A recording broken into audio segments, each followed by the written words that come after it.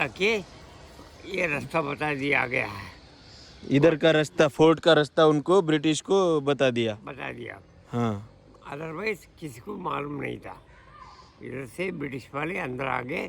उस टाइम उन लोगों के पास 51,000 के ऊपर ब्रिटिश वाले थे। अच्छा, 51,000 ब्रिटिश ने अटैक कर दिया था। Thank you so much. तो भाई ये जो श्रीरंगपट्टना है ये बैंगलोर मैसूर हाईवे पे ही है, जहाँ से हम लोग कल आए थे। चाहता तो मैं कल भी उसको एक्सप्लोर कर पाता था, बट यहाँ पे भी बहुत सारे प्लेसेस है, इसलिए मैंने टाइम लेके इसको एक्सप्लोर करने का सोचा। तो इसलिए पहले मैं कल मैसूर चला गया था और आज वापस श्रीरंगपट्टना आ रहा हूँ। मैसूर से ज़्यादा दूर नहीं है, 15 किलोमीटर ही है। तो आपके हिसाब से आप अगर आना चाहते हो तो बैंगलोर से आते आते आओ, या फिर पहले मैसूर विजिट करके फिर इधर आओ।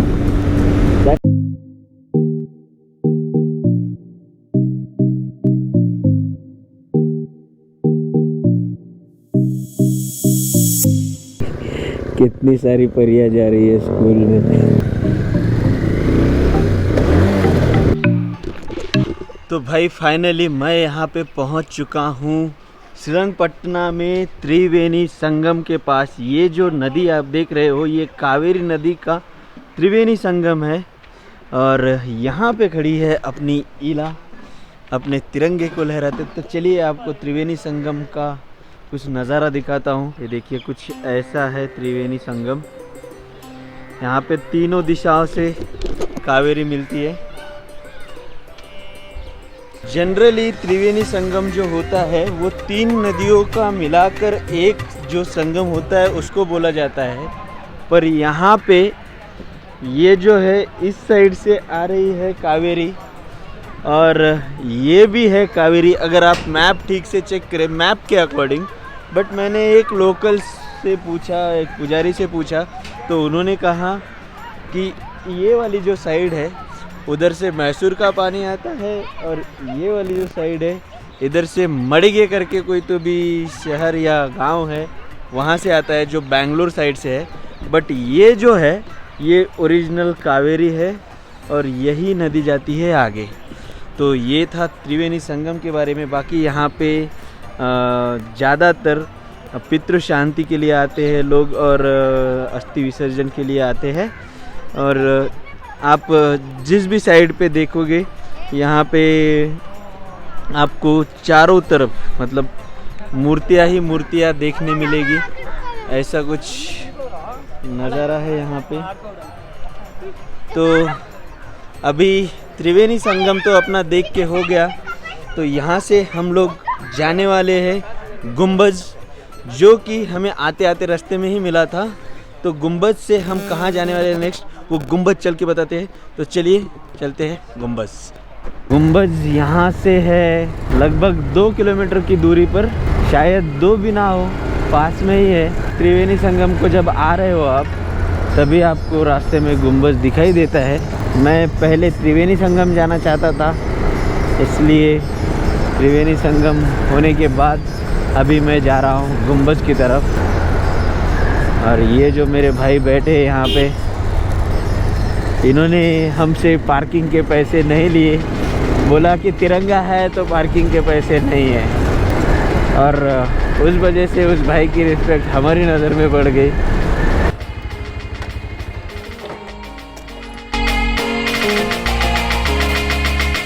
लो जी, हम पहुंच चुके हैं अभी गुंबज, और गुंबज के एंट्रेंस पे है।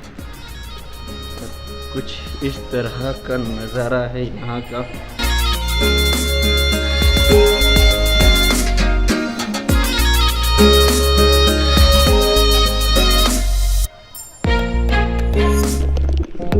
यहाँ पे जो है टीपू सुल्तान का मकबरा है, इसे ही गोल गुंबज गंजम कहा जाता है। मैसूर से अगर आप आते हो, श्रीरंगपट्टनम के पास में गंजम है, और गंजम के पास में है त्रिवेणी संगम, और ये गोल गुंबज जहाँ पे टीपू सुल्तान का मकबरा है। और यहीं पे श्रीरंगपट्टनम में उनका डेथ प्लेस भी है जहाँ पे हम लोग जाने वाले हैं। और इसके बाद में उनके डेथ प्लेस जाके उनकी एक जेल थी जिसको वाटर जेल कहा जाता है, जो कि अंडरग्राउंड जेल है, वो भी हम लोग अभी एक्सप्लोर करने वाले हैं। तो वहाँ जाने से पहले ये मकबरा एक्सप्लोर कर लेते हैं अच्छे से।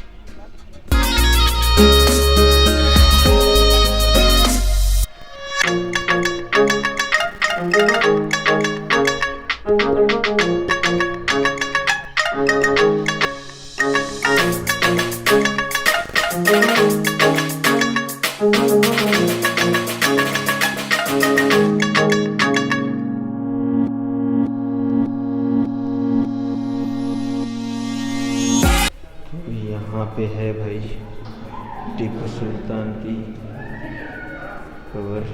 तो ये मकबरे के अंदर का कुछ नज़ारा है। पूरा आवाज़ मेरा इको हो रहा है यहाँ पे। ऑयल पेंट लग रहा है ये, आई थिंक बाद में किया हुआ लग रहा है।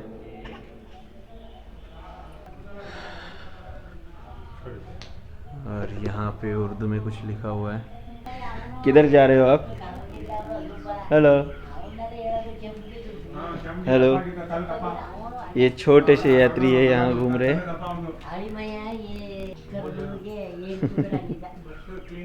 तो जी ये था गुम्बज जहाँ पे टीपू सुल्तान की कब्र है और उनके करीबी रिश्तेदारों की, जैसे उनके भाई हो गए, बहन हो गए, ऐसे सब की कब्रें है यहाँ पे। ये देखिए ये सब, ये यहाँ पे जो है, ये यहाँ पे जो है, और उस साइड में भी कुछ है। और जो एकदम करीबी रिश्तेदार है उनकी यहाँ पे है मेन मकबरे में। और ये गोल गुम्बज, ये कुछ बाहर का नज़ारा है। ऐसे आपको थोड़ा गार्डन टाइप दिखेगा, लेकिन उनके बीच में भी बहुत सारी कब्रें हैं यहाँ पर। और एक मज़े की चीज़ अभी पता चली, स्टार्टिंग में मैंने वहाँ पे ट्रेस पड़े हुए थे, उनमें शूज़ वगैरह रखे, तब उन्होंने कुछ नहीं बोला। फिर जब वापस जा रहा था तो बोले पेड़ है और 5 रुपये लिए। तो यहाँ पे बाइक रखने के भी पैसे लगते हैं और जूते रखने के भी पैसे लगते हैं, तो ये चीज़ याद रखना। और भाई यहाँ पे ज़्यादातर आप आओगे मैसूर के आसपास कहीं भी, अगर मैसूर एक्सप्लोर कर रहे हो तो आपको ना साथ में कैश में पैसे रखने हैं।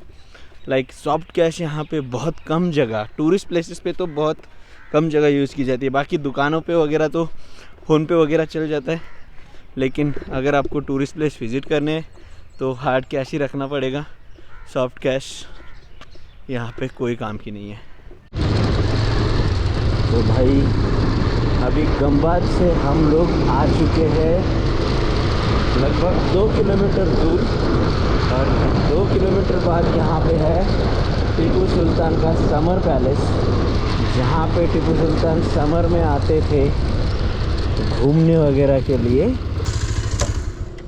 यहाँ पे एंट्री के लिए आई थिंक फीस वगैरह लगती है, बट टिकट कहाँ से ले वो नहीं समझ में आ रहा। From where I should buy tickets? Finally ticket वगैरह ऑनलाइन बुक करके मैं आ चुका हूँ टीपू सुल्तान के समर पैलेस के अंदर। और ये कुछ ऐसा नज़ारा है यहाँ पर। और यहाँ पे आपको अंदर सेल्फी स्टिक्स अलाउड नहीं है, वहीं पे एंट्रेंस पे ही रोक दिया जाता है, सेल्फी स्टिक लाने नहीं दिया जाता है। बाकी जब आप अंदर आते हो तब स्टार्टिंग में ही आपको ये मैप दिख जाता है, जो कि पूरा अभी जला हुआ दिख रहा है। बाकी यहाँ पे एंट्रेंस पे बढ़िया सा गार्डन दिख रहा है पैलेस के। और इस पैलेस को दरिया दौलत भी कहा जाता है। यहाँ पे कुछ फ्लावर्स वगैरह देखने मिल जाते हैं आपको। और यहाँ पे जाते जाते मुझे एक ग्रुप मिला है जिन्होंने दुबई के शेख जैसे थोड़ा यूनिफॉर्म पहना हुआ अपना किया हुआ है। भाई कहाँ से हो आप लोग? Can speak Hindi? Can't understand. Kerala से। केरला से। ये जो पहना आपने पहना है ये स्पेशली डिज़ाइन किया है ट्रिप के लिए कि रेगुलर यही? स्पेशली ट्रिप के लिए। Nice bro. तो भाई ये ट्रिप के लिए डिज़ाइन किया हुआ है उन लोगों ने, दुबई के शेख जैसी फीलिंग आने के लिए। बाकी ये सभी लोग केरला से है।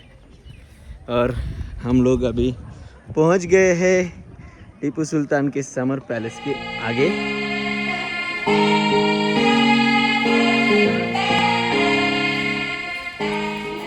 तो यहाँ पे हर तरफ आपको कुछ न कुछ अलग अलग तरह की कार्विंग्स मिलेगी, अलग अलग डिज़ाइंस यहाँ पे बनाई हुई है।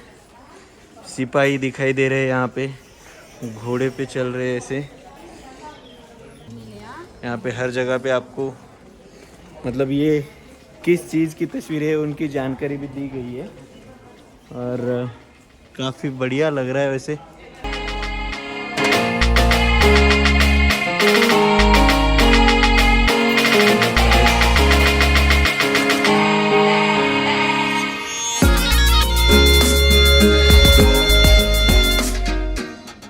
टीपू सुल्तान की टाइम की तस्वीरें यहाँ पे बनाई गई है।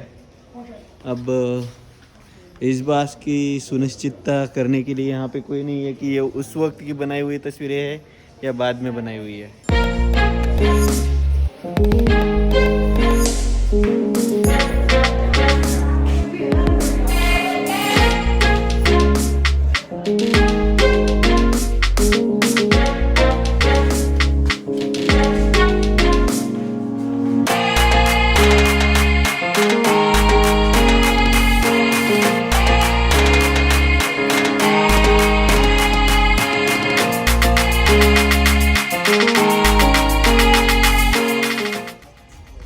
तो भाई कुछ ऐसा था टीपू सुल्तान का समर पैलेस अंदर से। और यहाँ पे है कुछ तोहफे रखे हुए और तोप के गोले भी है बाहर एकदम पैलेस के।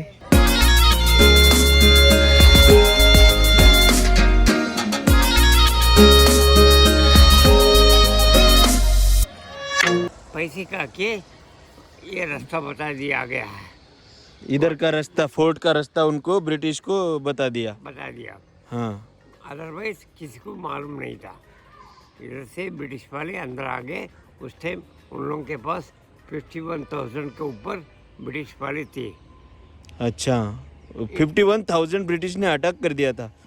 तो मैंने उधर समर पैलेस में देखा टीपू सुल्तान लड़ाई करके आए थे और फिर वो यहाँ आके गिरे, उनका घोड़ा गिर गया। उसके बाद में उन्होंने उनकी किसी ब्रिटिश की टांग काट दी। उसके बाद में उस ब्रिटिश ने उनके सर पे मार दिया, उनके सर पे गोली मारी। ऐसा पैलेस में लिखा हुआ है। हकीकत बोल रहे हैं आप? हकीकत बोल रहे हैं? हाँ बोलिए बोलिए। सब कहावत अलग है, हाँ। लिखावट अलग है। अच्छा, हकीकत अलग है। हकीकत बोलिए। फैक्ट। तो भाई समर पैलेस से मैं अभी आ चुका हूँ टीपू सुल्तान की डेथ प्लेस जो है वहाँ पे। और ये जो है टीपू सुल्तान की बॉडी यहीं पे पाई गई थी। यहाँ पे मैं आपको जूम करके दिखा दूँ, ये देखिए यहाँ पे लिखा हुआ भी है। तो जब टीपू सुल्तान को जब उन पे आक्रमण हुआ था, अंग्रेज़ों ने आक्रमण किया था, उसके पीछे की एक बड़ी दिलचस्प कहानी मुझे अभी सुनने मिली है यहाँ के गार्ड से।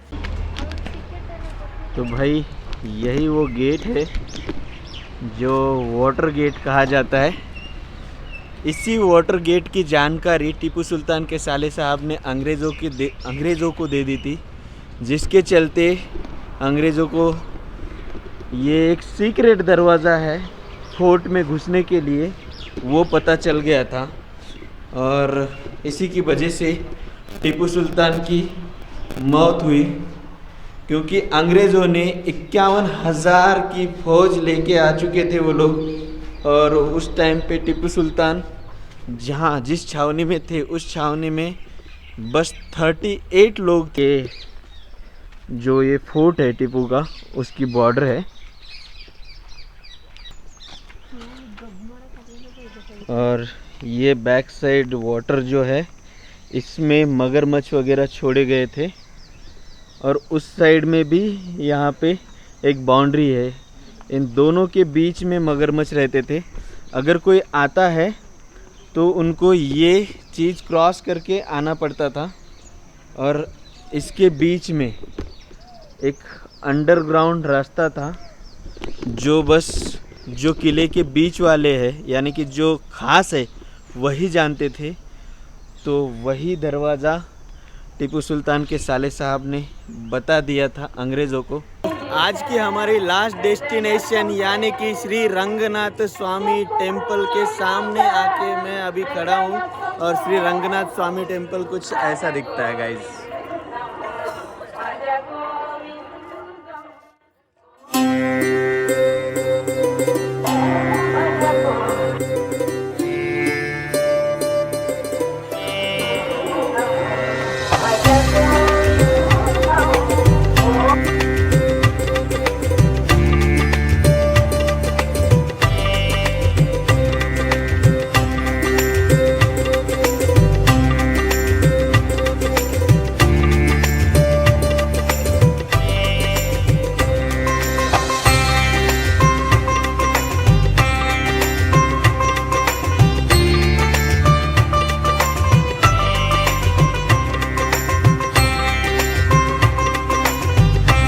तो आज का लास्ट डेस्टिनेशन जो था वो था रंगनाथ स्वामी टेम्पल। उसका भी दर्शन हमने अभी ले लिया है और अभी टाइम हो रहा है 6:45, मतलब शाम के 6:45 हो रहे हैं।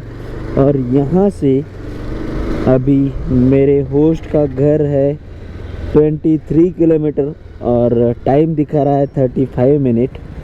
तो अच्छी बात है, अभी अगले आधे एक घंटे में हम घर पे होंगे।